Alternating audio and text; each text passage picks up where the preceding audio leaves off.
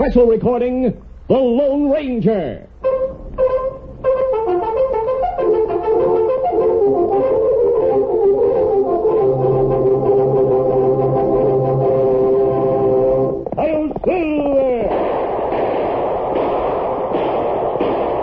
A fiery horse with the speed of light, a cloud of dust, and a hearty Hi-Yo Silver. The Lone Ranger.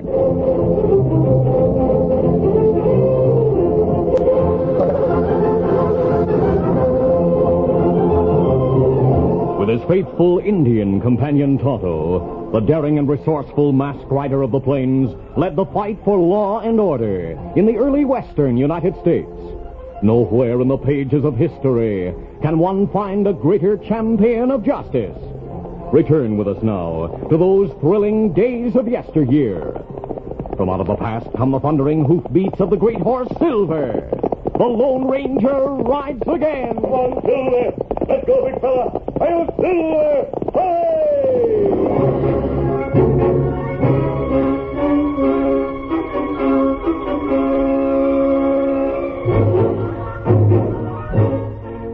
The town of Gunsmoke, located near the eastern edge of the Arizona desert, was shrouded in darkness as Jack Barton, the 20-year-old son of the banker, moved softly out the back door of his father's home. He closed the door gently, then made his way to the stable behind the house.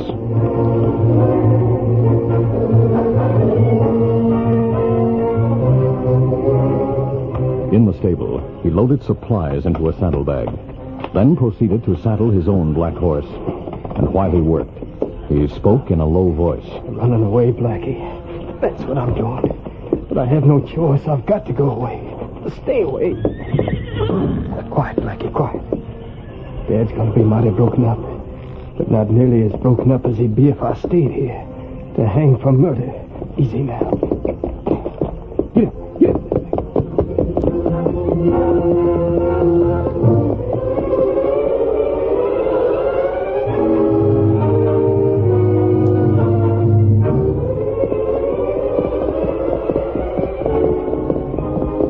The son of the banker rode all night, heading west across the arid desert.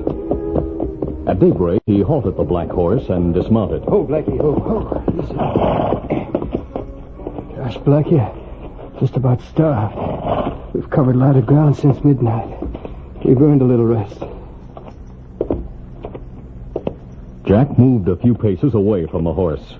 Then suddenly... Blackie, come back here. Blackie, ho, boy! But the horse kept going, running at a fast gait toward the town which Jack had left. Gone. I guess I'll have to travel on foot.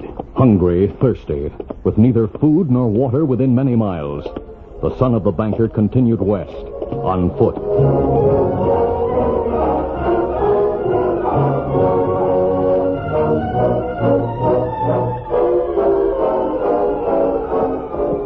The mid-afternoon sun was blistering hot as the Lone Ranger and Tonto rode east across a vast expanse of Arizona desert toward the town of Gunsmoke. For the past few minutes, they had been watching vultures flying low. Presently, they saw a motionless form lying on the sun-baked ground. Come on, Silver. Let's scout.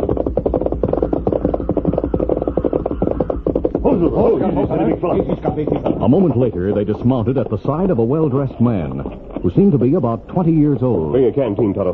Me get it. Well, the fellow's alive. Me see him move. Water. Here, water. I'll hold your head up.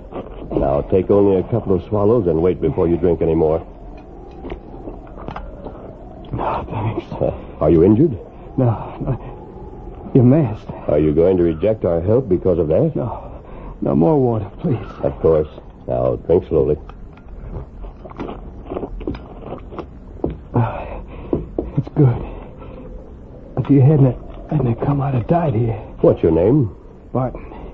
Jack Barton. I suppose there's no use asking your name. If you wanted to be known, you wouldn't be masked. I have personal reasons for wearing a mask, but I'm not an outlaw. Oh, where's your horse? I don't know. Probably back in Gunsmoke by this time. Is your home in Gunsmoke? Yes, I left there last night. Oh? This morning I stopped to prepare some food. As soon as I dismounted, my horse bolted. Ran off with my canteen, saddlebags, everything I had. Have you been traveling on foot since then? Yes, until I collapsed. You need food as well as water. Me get food from Saddleback. Good. Jack, we're going east. After you've eaten, we'll take you to Gunsmoke. My horse can carry double. No, I can't go back. Are you dodging the law? No, it's nothing like that. I just can't go back, that's all. I must keep going west. You can't travel on foot. I'll have to. Even though you could keep walking, it would take 3 days to reach water. It's certain death to travel on foot in this country. It doesn't matter. It matters to Tonto and me. We can't leave a man to die on the desert. You'll have to, because I'm not returning to Gunsmoke. Oh. Are you afraid to go back? No. It's just that I don't want to hurt my dad. How would he be hurt by your return? It's a long story. Oh, wait. I just remembered. I've heard of a man named Barton who owns a bank in Gunsmoke. Is he your father? I call him Dad. My real father died when I was a baby. Mr. Barton adopted me. He's the finest man I know. I'd rather die than hurt him. Tell me why you'd hurt him by going home. I don't see why you're interested. Jack, I don't want to hurt anyone, least of all a fine man like Banker Barton. But we can't leave you to die on the desert. We're going to take you to Gunsmoke, by force if necessary. No. If you knew what that would mean to Dad, I'm trying to find out. All right, I'll tell you. Good. Here, food. Put it beside the canteen, Tonto. Help yourself, Jack, while you tell us your story. Yeah, thanks. There's a man in Gunsmoke named Regan. Harv Regan. Owner of the gambling casino? Oh, yes. Is he a friend of yours? No. I'm sure Regan's a crook, but the law has never been able to prove it. I know he's a crook, and I can't prove it. What were you going to say about him? Well, a short time ago, one of his employees came into the bank. I worked there for Dad. Yes? The man came to me and said Regan wanted to talk about investments. Huh? He couldn't come to the bank during office hours because he worked all night and slept most of the day. He wanted me to call on him at the casino in the evening. Did you? Yes. I knew Regan had a lot of money to invest. Knew his account was worth going after. When I reached the casino, a man told me Regan was busy in his office.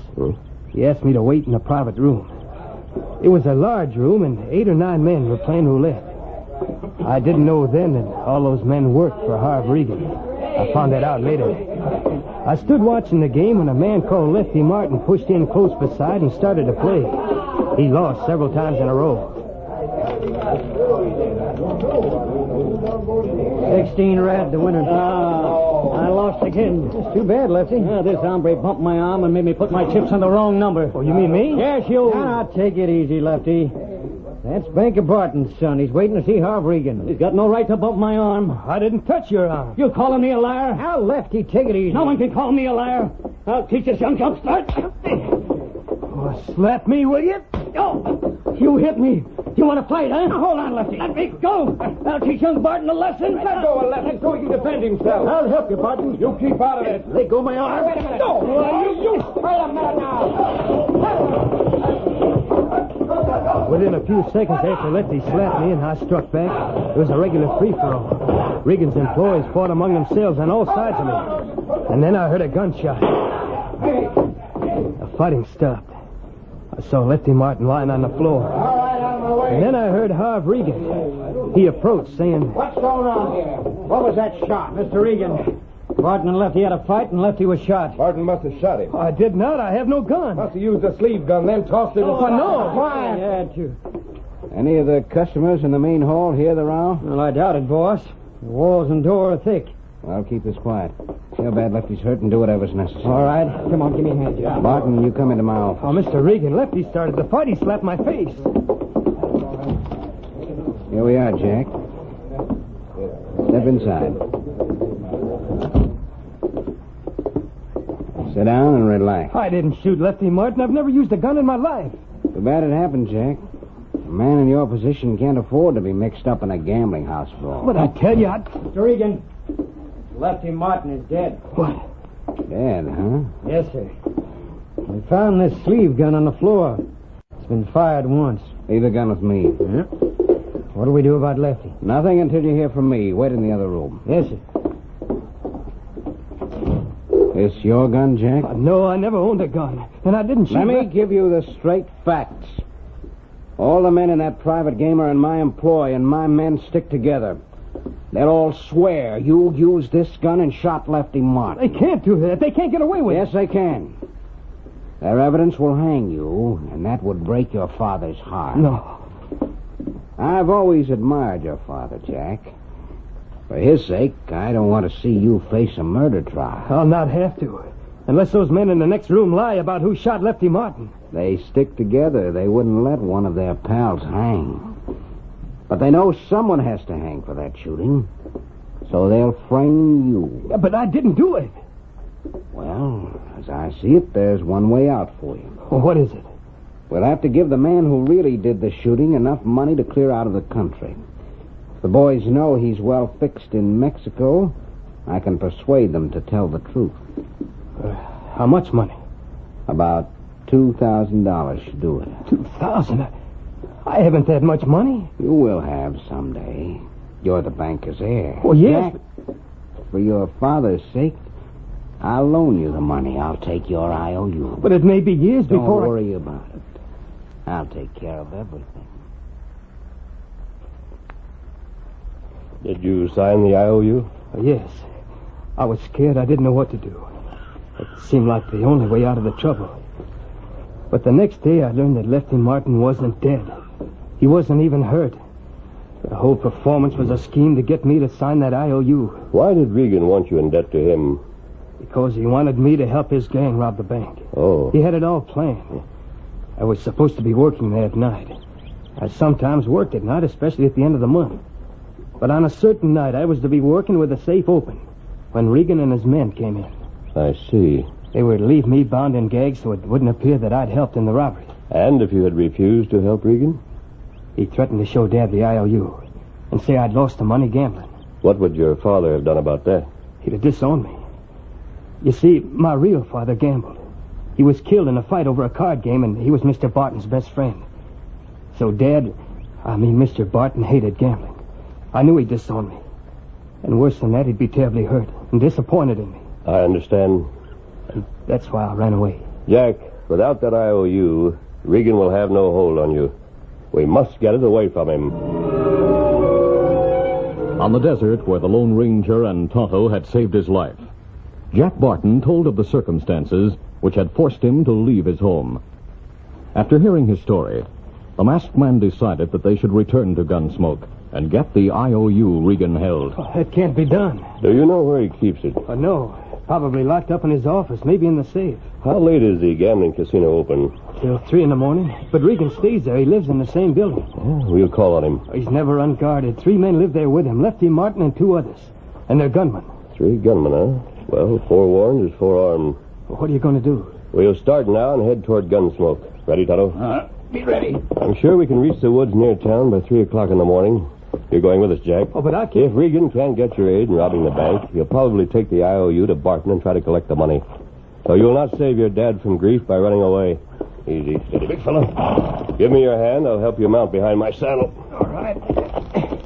I don't see what you can do. I'm going to try to get that IOU away from Regan. But why? Why are you going to help me? There are lots of men who'd welcome the chance to fight in behalf of a good citizen like Banker Barton. Come on, Silver. Come on.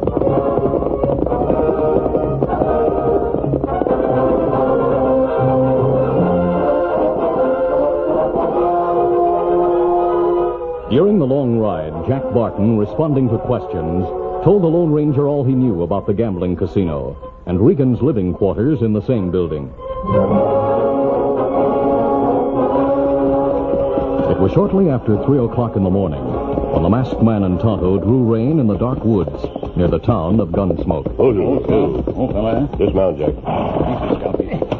I don't see how you expect to get that IOU from Regan. I've told you how well he's guarded. Easy, steady, big fella. We're going to try to draw the guards away from Regan. Then I'll speak to him alone. You got plans, Kimasabi? Yes, Tonto. Jack, you said Regan spends about an hour in his office after the casino is closed for the night. Well, that's right. He balances the cash and takes care of the books. It's a little after 3, so he's probably there right now. That office is in the rear of the building? Yes. What we do, Kimasabi? We're right to the edge of the woods behind the casino. You want me to go with you? No, Jack. I want you to wait right here until we return. Give me your word that you'll stay here, and I'll leave you untied. I'll give you my word. I'll stay until you return. Good. We'll see you later. What we do when we get behind casino? I'll tell you while we're on the way, Tonto. Easy, steady, Easy, fella. Come on,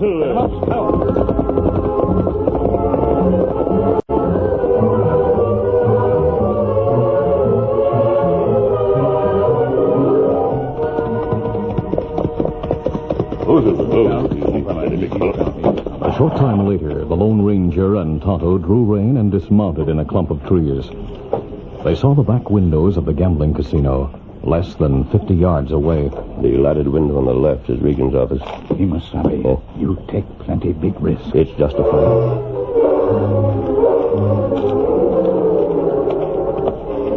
Leaving their horses at ground hitch, the two men walked softly across the open area until they reached the lighted window. Keep down, Tonto. I'll look through the window. You see Regan? Yes, he's seated at his desk, facing the other way. He's alone. Jack Sagard's always near. I know. Here goes.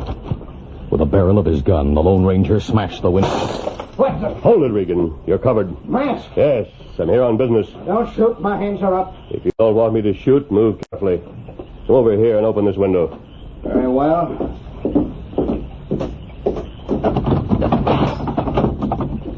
We've met before, Regan. What? I turned you over to the law in Texas when you were a stage robber. You, the Lone Ranger. Right. Now step back to your desk while I climb through the window. Why are you here? What do you want? I did my stretch in jail. I'm clear with the law.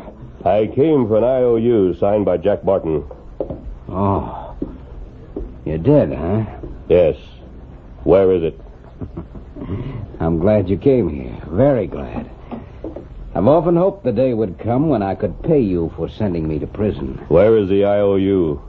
You're not going to get it. In fact, you're not going to leave this room alive. No? Several men have come here with the intention of robbing me. And they've all fallen into the same trap.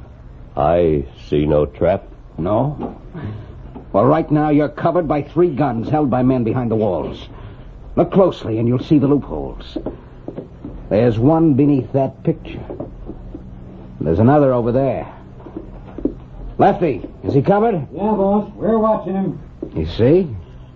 At a word from me, you'll be a dead man.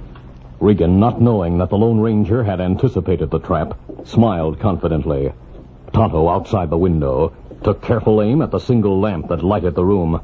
Have you anything to say before I tell my men to... Hey! Lefty! At the instant Tonto fired, the Lone Ranger dashed across the office and opened a door. Get him! The shots from the concealed gunman were too late. The masked man ran through the private gambling room, then through a door to the area behind the building. Come on, Tonto. The two men were over halfway to the grove of trees by the time Regan's gunman reached the door and opened fire. We've more of a start than I thought we'd have. Them not hit us. Night, too dark. In another moment, the Lone Ranger and Tonto reached their horses in the shelter of the trees. You know the plan. Me no. Tonto leaped to his saddle, but the Lone Ranger remained unmounted. He handed Silver's reins to the Indian. Here you are. Me lead him. Come on, Silver. Both horses raced away, but the masked man stayed behind. He crouched low, concealing himself in underbrush, and waited.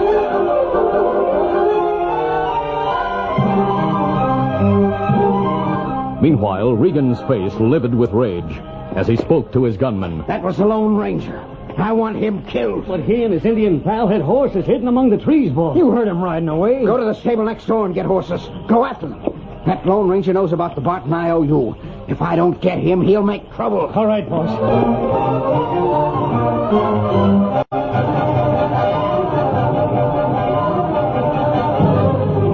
Regan went with the gunman to the stable.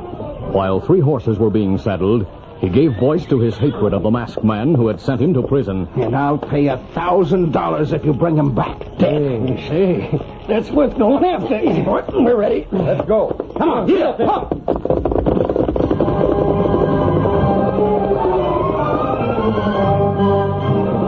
Regan watched his men ride out the back door of the stable and race toward the woods. Then he returned to the casino.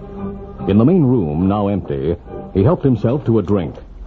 After lingering for several minutes, he went into his office. As he opened the door, he remembered that the lamp had been smashed by a bullet. He struck a match. And as he held it to the wick of an unbroken lamp, he observed with surprise that the wooden shutter had been closed on the broken window. I thought that shutter was open. Then, from a corner of the room, he heard a voice. You're covered. You! Yes, I returned as soon as your man rode past me in the woods. Keep your hands up while I see if you carry a sneak gun. Unarmed, huh? Yes. Yes, I'm unarmed. You can't shoot a helpless man. I have no intention of shooting you, Regan. But unless I get a certain IOU, I'm going to make you beg for a bullet to end your misery. Just to show you what I mean. That's just the beginning. Stand up. Come on, stand up. Listen, We're alone now, Regan. No one to save you from this. No. Get off the floor. No, don't slap me again. Slapping's the least painful. But if you say so, I'll use my fists. Come on, get up. Let me go, please. I'll pay you. I told you what I want. All right, I'll give you that IOU. Where is it? In the safe. That safe right there. Then open the safe. But don't try any tricks. After more than 2 hours of riding, the three gunmen finally gave up the search for the Lone Ranger and Tonto. Tired and disheartened, they returned their horses to the stable. The boss is going to be mighty sore at us for not finding that masked man. Yeah. It's getting daylight. You think he'll still be up and waiting for us? Sure he will. You needn't worry about Regan. Hey, there he is, the masked man. You're covered here in the stable. Why What are you doing here? Waiting for you. Tonto and the sheriff are with me. That's right, boys. You're all heading for jail. Sheriff, I don't savvy. Take their guns, Tonto. You get him. The masked man persuaded Regan to open his safe. Do you know what he found there? Those papers Regan made us sign. Yeah, telling all about your past crimes. You got those? Sure did. Here's handcuffs for you. After leading you men on a wild goose chase, Tonto returned with my horse. I sent him to get the sheriff. I was sure surprised when I saw those papers. Regan made us sign them. Yeah, I know about that. He had to have a hold over you so as he'd know that you wouldn't double-cross him. I knew those papers would make trouble. And we have evidence to go with them. You crooks are due for a long stay in prison. Well, Regan's going with us. I can tell plenty about him. So can I. Me too. He's in jail right now on the strength of some stolen jewelry we found in his safe. Things that were stolen from the mayor's home. When we finish talking, he'll be there for keeps. Tonto, while you help the sheriff take these men to jail, I'll go and tell Jack Barton his troubles are over. I'll watch him burn a slip of paper and send him home to his dad. Adios. Adios, mister. Yeah. How did Jack Barton get that masked man to help him? I don't know, Lefty, but I reckon that any deserving man has a friend in the Lone Ranger.